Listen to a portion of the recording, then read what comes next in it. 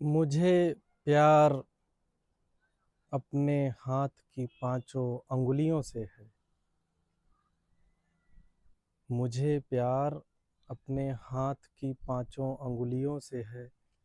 ना जाने कौन सी अंगुली पकड़कर माँ ने चलना सिखाया था। आप सभी लोगों को मेरा सादर नमस्कार। आज मैं आप लोगों को एक कहानी सुनाने जा रहा हूँ।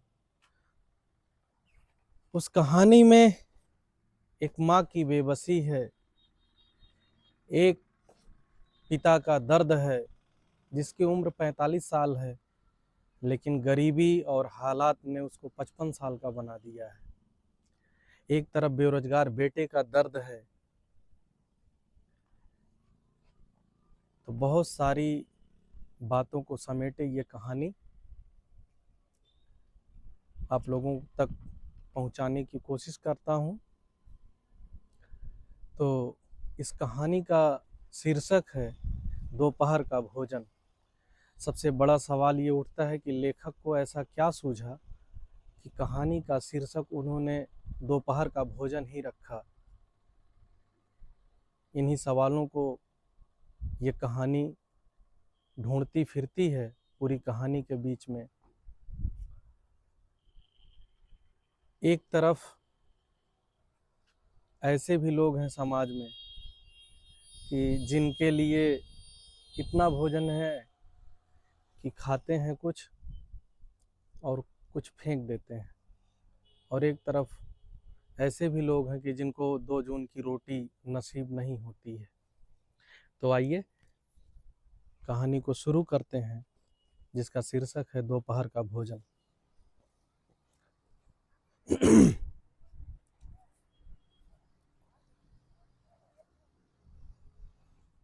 सिद्धेश्वरी ने खाना बनाने के बाद चूल्हे को बुझा दिया।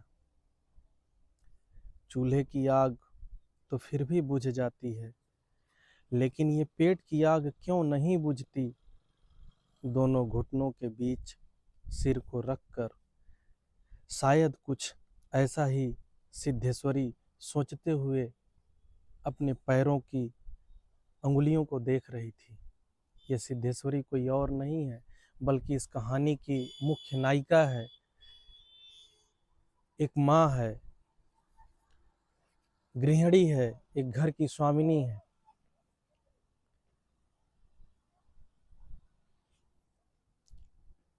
सिर को दोनों घुटनों के बीच टिकाकर सोचते हुए अचानक उसे याद आता है कि अरे मुझे तो प्यास लगी है जोर की।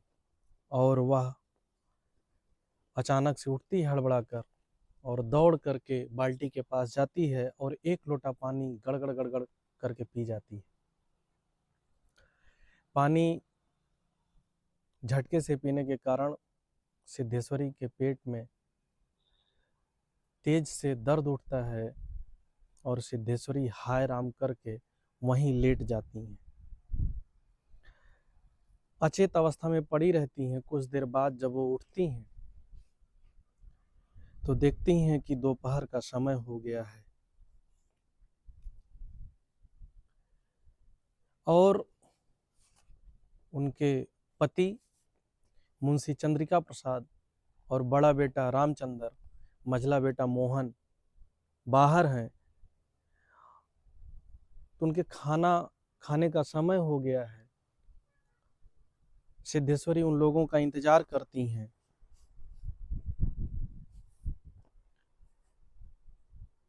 और घर के मुख्य दरवाजे के पास जाती हैं। किवाड़ के पीछे खड़ी होकर के कुछ देर तक बाहर निहारते रहती हैं। बाहर देखने के बाद,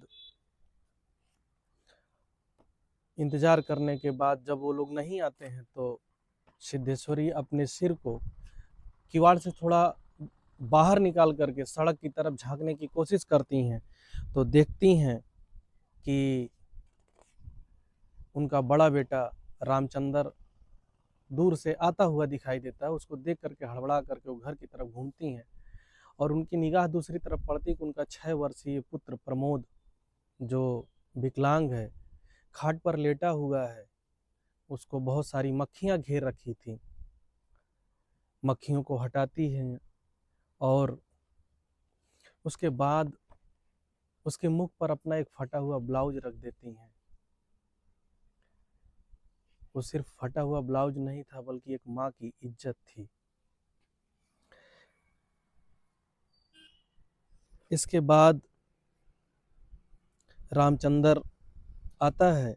इधर सिद्धेश्वरी फुर्ती से एक लोटा पानी ओसारी की चौकी के पास नीचे रख देती हैं और चौके में जाकर खाने के स्थान को जल्दी जल्दी पानी से लीपने पोतने लगी हैं।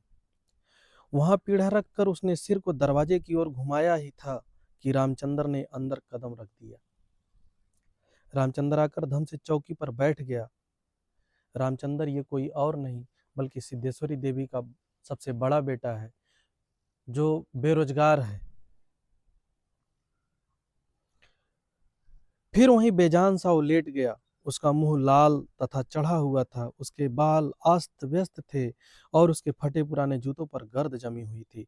सिद्धेश्वरी की पहले हिम्मत नहीं हुई कि उसके पास जाए और वहीं से भयभीत हिरनी की भांति सिर उचकाकर घुमाकर बेटे को व्यग्रता से निहारती रही। किंतु लगभग 10 मिनट बीतने के पश्चात भी जब रामचंद्र नहीं उठा तो वह घबरा गई। पास जाकर पुकारा, बड़कू बड़कू।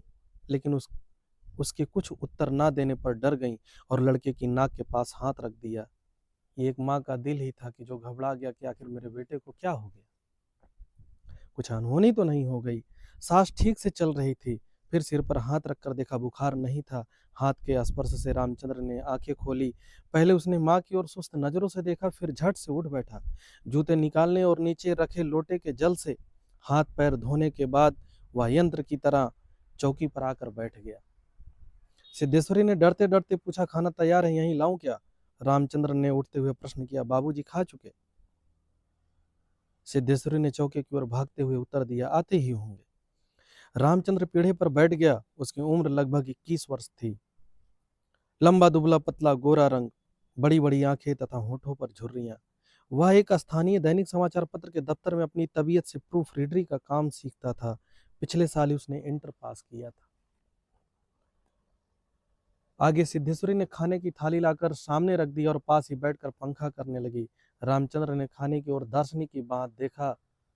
कुल 2 रोटियां, भर कटोरा पनियाई दाल और चने की तली तरकारी। प्रिय दोस्तों, मेरे बड़े भाइयों, ये 2 रोटी पनियाई हुई दाल, ये कुछ और नहीं तो एक परिवार की बेबसी को दर्शाता है। जहां समाज में एक तरफ ऐसा वर्ग है कि जिसके पास इतना खाने के लिए है कि वह भोजन का अनादर करता है, दूसरी तरफ एक व्यक्ति ऐसा है कि जिसको भरपेट रोटी भी नहीं मिल रहा है। शायद इस कहानी का कुछ दर्द ऐसा ही है। और जहाँ तक हमको लगता है कि लेखक जो दोपहर का भोजन शीर्षक दिए हैं, कहीं ना कहीं आज भी हमारा भारतीय परिवार 70% गांव में रहता है और खेती किसानी करता है, और जिनके लिए दोपहर का भोजन बड़ा ही महत्व रखता है। लेकिन ये वही गरीब परिवार है, किसान परिवार है कि जो सबके लिए अनाज पैदा करता है। आज उसकी थाली में पनियाई हुई दाल है। रोटी कितनी है? 2। पेट भरेगा कि नहीं भरेगा, आइए आगे देखते हैं। रामचंद्र ने रोटी के प्रथम टुकड़े को निगलते हुए पूछा, मोहन कहाँ है? मोहन रामचंद्र का दूसरा भाई था, यानी सिद्धेश्वरी देवी का मझला बेटा। बड़ी कड़ी धूप हो रही है। मोहन सिद्धेश्वरी का मझला लड़का था। उसकी उम्र 18 वर्ष थी और वह इस साल हाई स्कूल का प्राइवेट इम्तिहान देने की तैयारी कर रहा था। वह नामालूम कब से घर से गायब था। सिद्धेश्वरी को स्वयं पता नहीं था कि वह कहाँ गया है। किंतु सच सच बोलने की उसकी तबीयत नहीं हुई और उसने झूठ मूठ कहा, किसी लड़के के यहाँ पढ़ने गया है, आता ही होगा। दिमाग उसका बड़ा तेज है और उसकी तबीयत 24 घंटे पढ़ने में लगी रहती है। हमेशा उसी की बात करता रहता है। रामचंद्र ने कुछ नहीं कहा। एक टुकड़ा मुंह में रखकर भर गिलास पानी पी गया, फिर खाने में लग गया। वह काफी छोटे छोटे टुकड़े तोड़कर उन्हें धीरे धीरे चबा रहा था। सिद्धेश्वरी भय तथा आतंक से अपने बेटे को एकटक निहार रही थी। कुछ क्षण बीतने के बाद डरते डरते उसने पूछा, वहां कुछ हुआ क्या? रामचंद्र ने अपनी बड़ी बड़ी भावहीन आंखों से अपनी माँ को देखा, फिर नीचा सिर करके कुछ रुखाई से बोला, समय आने पर सब ठीक हो जाएगा माँ। सिद्धेश्वरी चुप रही। धूप और तेज हो गई थी। छोटे आंगन के ऊपर आसमान में बादल के एक दो टुकड़े पाल की नाव की तरह तैर रहे थे। बाहर की गली से गुजरते हुए खड़खड़िया इक्के की आवाज आ रही थी और खटोले पर सोए बालक की सांस खर खर शब्द सुनाई दे रहा था। ये खटोले पर जो सोया हुआ बालक था वो कोई और नहीं बल्कि उसका सबसे छोटा भाई, रामचंद्र का सबसे छोटा भाई और सिद्धेश्वरी देवी का सबसे छोटा पुत्र प्रमोद था। रामचंद्र ने अचानक चुप्पी को भंग करते हुए पूछा, प्रमोद खा चुका? सिद्धेश्वरी ने प्रमोद की ओर देखते हुए उदास स्वर में उत्तर दिया, हाँ खा चुका। रोया तो नहीं था?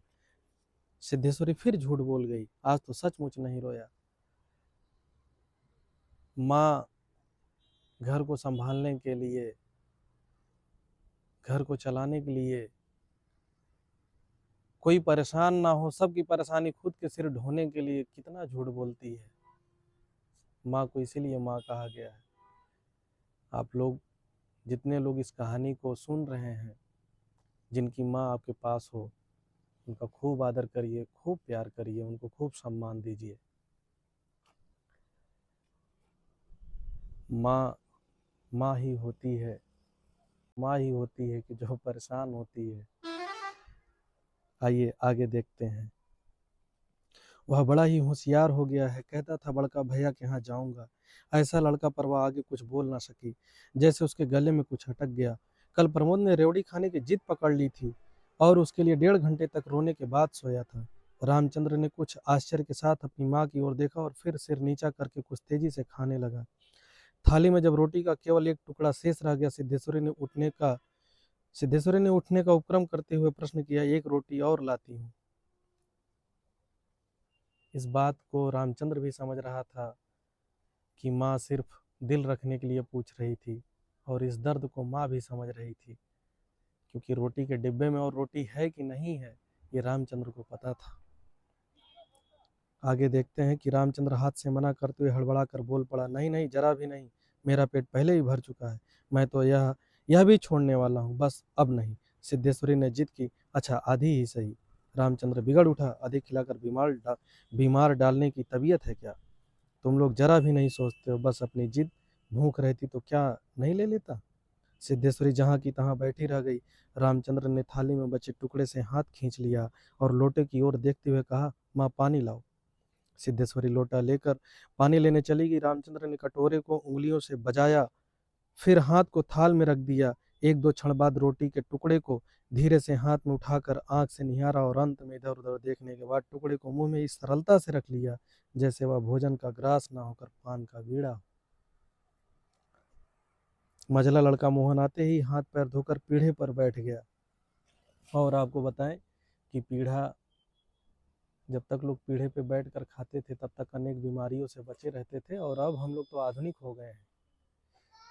और आधुनिकता का आलम यह है कि अब हम लोग बफेलो सिस्टम से खाना खाते हैं, जिसके कारण हजारों बीमारियां हमारे गले आकर लग जा रही हैं, जिसमें से सबसे बड़ी बीमारी है पेट की बीमारी, अपेंडिस। लेकिन फिर भी कोई बात नहीं, हम लोग आधुनिक हो गए हैं। वह कुछ सांवला था और उसकी आंखें छोटी थी, उसके चेहरे पर चेचक के दाग थे। वह अपने भाई ही की तरह दुबला पतला था, किंतु उतना लंबा ना था। वह उम्र की अपेक्षा कहीं अधिक गंभीर और उदास उदास दिखाई पड़ रहा था। सिद्धेश्वरी ने उसके सामने थाली रखते हुए प्रश्न किया, कहाँ रह गए थे बेटा? भैया पूछ रहा था। मोहन ने रोटी के एक बड़े ग्रास को निगलने की कोशिश करते हुए अस्वाभाविक मोटे स्वर में जवाब दिया, कहीं तो नहीं गया था, यहीं पर था। सिद्धेश्वरी वहीं बैठकर पंखा डुलाती हुई इस तरह बोली जैसे स्वप्न में बड़बड़ा रही हो, बड़का तुम्हारी बड़ी तारीफ कर रहा था, कह रहा था मोहन बड़ा दिमागी होगा, उसकी तबीयत 24 घंटे पढ़ने में ही लगी रहती है। यह कहकर उसने अपने मझले लड़के की ओर इस तरह देखा जैसे उसने कोई चोरी की हो। एक बार माँ फिर झूठ बोल गई। मोहन अपनी माँ की ओर देखकर फीकी हंसी हंस पड़ा और फिर खाने में जुट गया। मोहन को भी पता चल गया कि माँ झूठ बोल रही है। वह परोसी गई 2 रोटियों में से एक रोटी कटोरे की 3/4 दाल तथा अधिकांश तरकारी साफ कर चुका था। सिद्धेश्वरी के समझ में नहीं आया कि वह क्या करे। इन दोनों लड़कों से उसे बहुत डर लगता था। अचानक उसकी आंखें भर आईं। वह दूसरी ओर देखने लगी। थोड़ी देर बाद उसने मोहन की ओर मुंह फेरा तो लड़का लगभग खाना समाप्त कर चुका था। सिद्धेश्वरी ने चौंकते हुए पूछा, एक रोटी देती हूँ। मोहन ने रसोई की ओर रहस्यमय नेत्रों से देखा, फिर स्वस्थ स्वर में बोला, नहीं। सिद्धेश्वरी ने गिड़गिड़ाते हुए कहा, नहीं बेटा, मेरी कसम, थोड़ी ही ले लो, तुम्हारे भैया ने एक रोटी ली थी। दोस्तों, जब आपकी माँ जिद करे तो ले लेना, खा लेना, क्योंकि वो माँ ही होती है कि जो आपको जिद करके खिलाती है। बाकी दुनिया कोई पूछने वाला नहीं है। माँ अक्सर खिलाने के चक्कर में गिनतियाँ भूल जाया करती है। आप मांगेंगे एक, लाती है दो, क्योंकि वो क्या है? माँ है। अगर आप माँ के पास हैं तो माँ का खूब सम्मान करिए, उसको इतना प्यार दीजिए कि वह सोचे कि अगर मैं दोबारा इस धरती पर आऊं तो इसके जैसे ही बेटा फिर मुझे ईश्वर दें। इतना प्यार दीजिए। ये नहीं कि अपनी माँ को वृद्धाश्रम छोड़ दीजिए, कभी मत करिएगा। मर जाइएगा लेकिन अपनी माँ को कभी वृद्धाश्रम मत छोड़िएगा। जीवन में ऐसी कोई परेशानी नहीं आएगी कि जिसका ये तोड़ ना हो, जिसका निचोड़ ना निकले, और जिसका हल ये ना हो कि हम अपनी माँ को वृद्धाश्रम पहुंचाएं। आइए आगे। सिद्धेश्वरी के समझ में नहीं आया कि वह क्या करे। सिद्धेश्वरी ने चौंकते हुए पूछा, एक रोटी देती हूँ। मोहन ने रसोई की ओर रहस्यमय नेत्रों से देखा, फिर सुस्त स्वर में बोला, नहीं। सिद्धेश्वरी ने गिड़गिड़ाते हुए कहा, नहीं बेटा, मेरी कसम, थोड़ी ही ले लो, तुम्हारे भैया ने एक रोटी ली थी। माँ फिर झूठ बोल गई। रामचंद्र कहाँ रोटी लिया था? मोहन ने अपनी माँ को गौर से देखा, फिर धीरे धीरे इस तरह उत्तर दिया जैसे कोई शिक्षक अपने शिष्य को समझाता है, नहीं रे, बस। अव्वल तो भूख नहीं, फिर रोटियां तूने ऐसी बनाई कि खाई नहीं जाती, ना मालूम कैसी लग रही है। खैर, अगर तू चाहती ही है तो कटोरे में थोड़ी दाल दे दो, दाल बड़ी अच्छी बनी है। सिद्धेश्वरी कुछ कहते ना बना, उसने कटोरे को दाल से भर दिया। मोहन कटोरे को मुंह से लगाकर सुड़ सुड़ पी रहा था कि मुंशी चंद्रिका प्रसाद जूते को खस खस घसीटते हुए आए और राम का नाम लेकर चौकी पर बैठ गई। है मुंशी चंद्रिका प्रसाद कोई और नहीं बल्कि घर के मालिक सिद्धेश्वरी के पति थे, जिनकी उम्र 45 साल थी लेकिन 55 साल के दिख रहे थे। अब आप समझ सकते हैं कि ऐसा क्यों था। सिद्धेश्वरी ने माथे पर साड़ी को कुछ नीचे खिसका लिया और मोहन दाल को एक सांस में पीकर पानी के लोटे को हाथ में लेकर तेजी से बाहर चला गया। 2 रोटियां, कटोरा भर दाल तथा चने की तली तरकारी। मुंशी चंद्रिका प्रसाद पीढ़े पर पालथी मारकर बैठे रोटी के एक एक ग्रास को इस तरह चुभला चबा रहे थे जैसे बूढ़ी गाय जुगाली करती है। उनकी उम्र 45 वर्ष के लगभग थी, किंतु 50-55 के लगते थे। शरीर का चमड़ा झूलने लगा था। गंजी खोपड़ी आईने की भांति चमक रही थी। गंदी धोती के ऊपर अपेक्षाकृत कुछ साफ बनियान तार तार लटक रही थी। वो 2 लाइनें हैं कि एक तन पर सोने के तार खिंचे हैं, एक तन पे सूत के त्यार नहीं, ये न्याय हमें मंजूर नहीं। तो इनके भी बनियान के तार कुछ ऐसे ही लटक रहे थे। मुंशी जी ने कटोरे को हाथ में लेकर दाल को थोड़ा सुड़कते हुए पूछा, बड़का दिखाई नहीं दे रहा? सिद्धेश्वरी के समझ में नहीं आ रहा था कि उसके दिल में क्या हो गया, जैसे कुछ काट रहा हो। पंखे को जरा और जोर से घुमाती हुई बोली, अभी अभी खाकर काम पर गया है, कह रहा था कुछ दिनों में नौकरी लग जाएगी, हमेशा बाबूजी किए रहता है। बोला, बाबूजी देवता के समान है। मुंशी जी चेहरे पर कुछ चमक आई।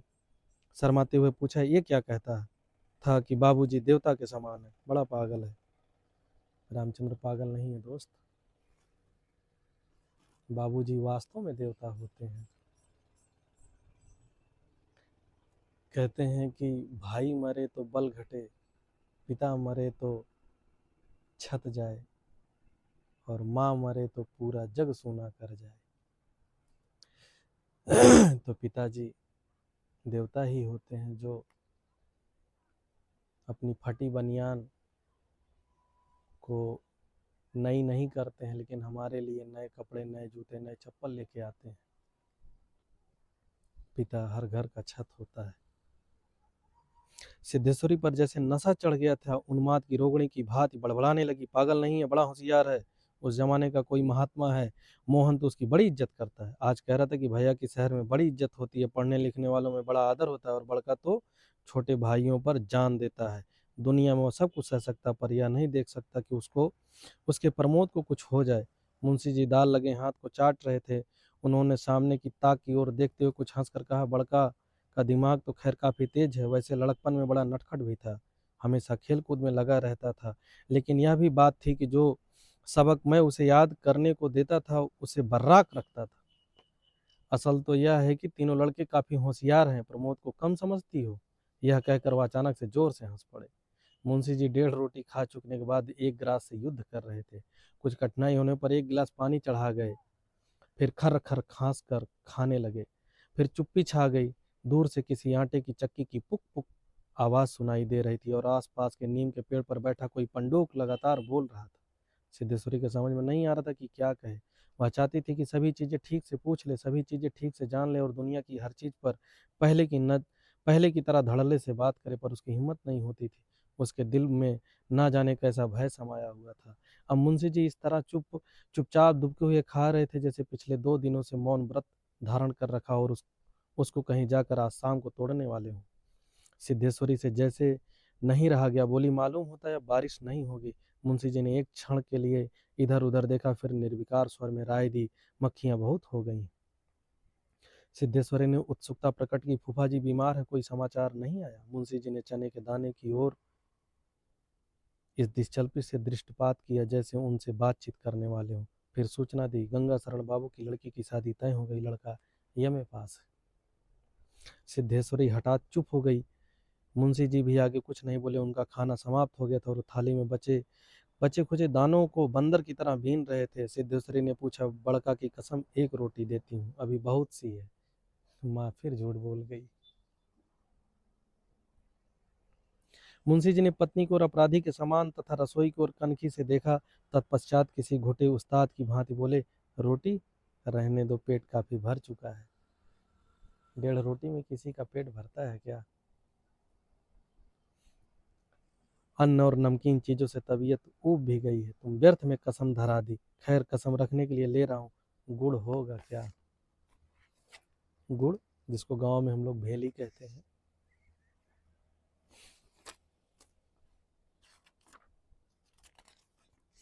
सिद्धेश्वरी ने बताया कि हंडिया में थोड़ा सा गुड़ है। मुंशी जी ने उत्साह के साथ कहा, तो थोड़े गुड़ का ठंडा रस बनाओ, पीऊंगा। तुम्हारी कसम भी रह जाएगी, जायका भी बदल जाएगा, साथ ही साथ हाजमा भी दुरुस्त होगा। हाँ, रोटी खाते खाते नाक में दम आ गया है। यह कहकर वे ठांगा मारकर हंस पड़े। मुंशी जी के निबटने के पश्चात सिद्धेश्वरी उनकी जूठी थाली लेकर चौके की जमीन पर बैठ गई। बटलोई की दाल को कटोरे में उड़ेल दिया, पर वह पूरा भरा नहीं। छिपली में थोड़ी सी चने की तरकारी बची थी, उसे पास खींच लिया। रोटियों की थाली को भी उसने पास खींच लिया, उसमें केवल 1 रोटी बची थी। मोटी भद्दी और जली उस रोटी को वह जूठी थाली में रखने जा रही थी कि अचानक उसका ध्यान ओसारे में सोए प्रमोद की ओर आकर्षित हो गया। उसने लड़के को कुछ देर तक एकटक देखा, फिर रोटी को 2 बराबर टुकड़ों में विभाजित कर दिया। एक टुकड़े को तो अलग रख दिया और दूसरे टुकड़े को अपनी जूठी थाली में रख लिया। तदुपरांत एक लोटा पानी लेकर खाने बैठ गई। उसने पहला ग्रास मुंह में रखा और तब ना मालूम कहाँ से उसकी आंखों में टप टप आंसू चूने लगे।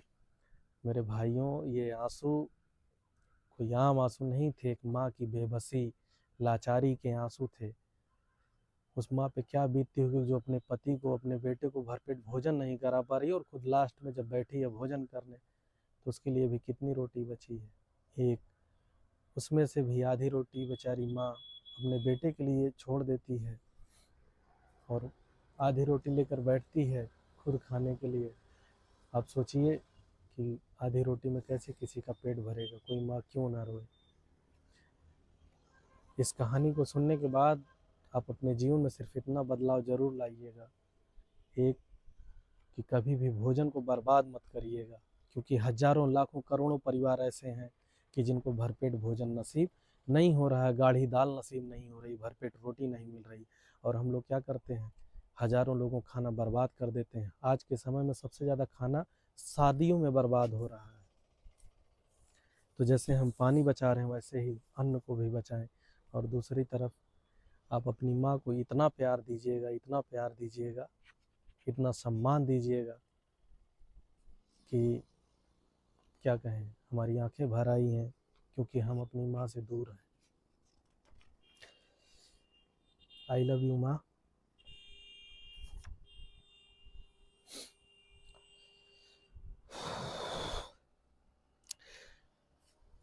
सारा घर मक्खियों से भनभना कर भनभना रहा था। आंगन की अलगनी पर एक गंदी साड़ी टंगी थी जिसमें कई पैबंद लगे हुए थे। दोनों बड़े लड़कों का कहीं पता नहीं था। बाहर की कोठरी में मुंशी जी औंधे मुंह होकर निश्चिंतता के साथ सो रहे थे, जैसे 1.5 महीने पूर्व मकान किराया नियंत्रण विभाग की कलेक्टरी से उनकी छटनी ना हुई हो और शाम को उनको काम की तलाश में कहीं जाना ना हो। तो कहानी यहीं तक थी। कहानी आपको कैसी लगी सुन करके कमेंट में ज़रूर बताइएगा। मिलते हैं फिर कुछ अच्छी कहानियों के साथ, नई कहानियों के साथ। तब तक के लिए आप सबको सादर नमस्कार। और जाते जाते एक विनम्र निवेदन कि हमको सपोर्ट करिए, हमारे चैनल को सब्सक्राइब कर दीजिए। धन्यवाद।